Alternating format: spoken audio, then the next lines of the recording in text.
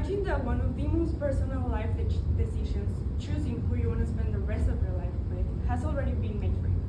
This means no texting, no getting to know the other person on your own terms, and no say in the matter. While this may sound like a scenario from the past, for millions of people, this still is a reality.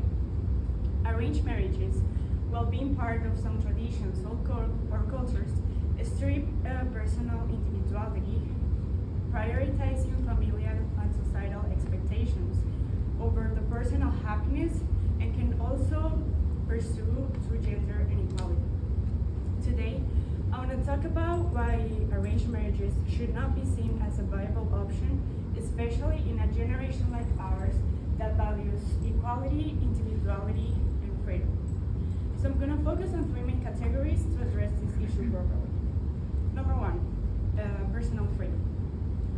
One of the fundamental issues of arranged marriages is the lack of choice. Now think about the relationships and friendships you have. They weren't chosen by someone else. They develop naturally because you have common interests, mutual respect, and chemistry. Now think about that you've been told you're going to marry someone just based on financial status, family background, or even religion. Do you really think that person is going to understand you and your dreams? I don't really think so, especially if the age gap is significant. A research from Pew Research Center showed that people in self-selected marriages showed a significantly higher level of happiness compared to arranged marriages. This isn't surprising. Personal relationships thrive on mutual connection and personal understanding, not obligation. Number two, gender inequality. While some people think that men also get influence in these marriages, most of the time women are the ones who get an unfair pressure in marriages. In some traditions, women are expected to prioritize this marriage over their personal goals, careers, and education.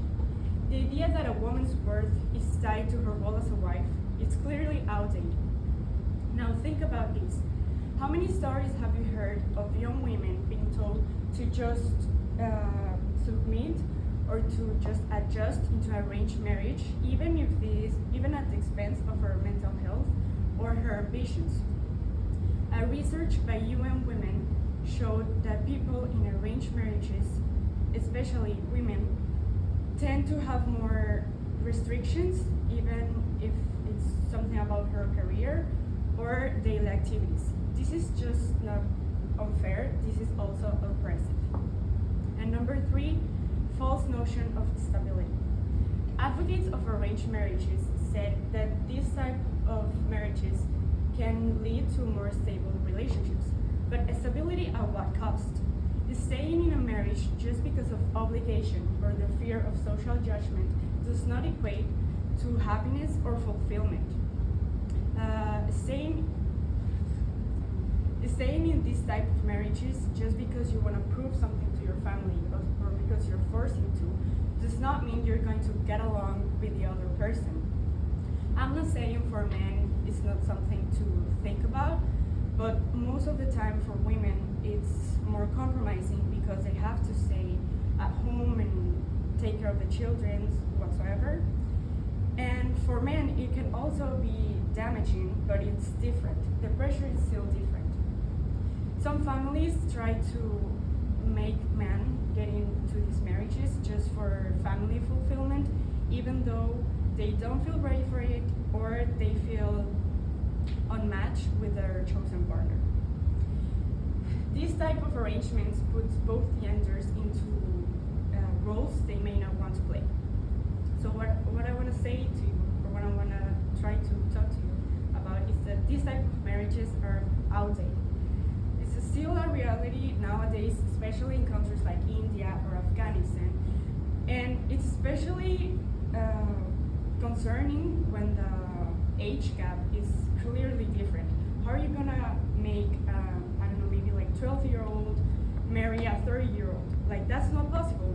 The young lady is basically just getting to her teenage years, and he's already a man, maybe with already a career. And how are you gonna match that that just because it's more stable or she's gonna have like a future and a path.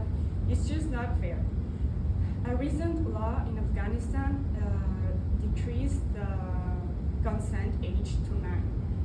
If now those type of countries already have problems with women and men, being the patriarchy higher and more like clearly visible, are you gonna decrease the consent age to 9? And now is it going to be able to a 9-year-old get married to a 20-year-old or even older man? That's just disgusting, to be fair. So finally, I just want to say it's important for us to really acknowledge that these type of marriages, even if they say it's for traditions or family, are not really okay. I'm not saying there's no arranged marriages that have been successful, because there clearly are, but just to think about the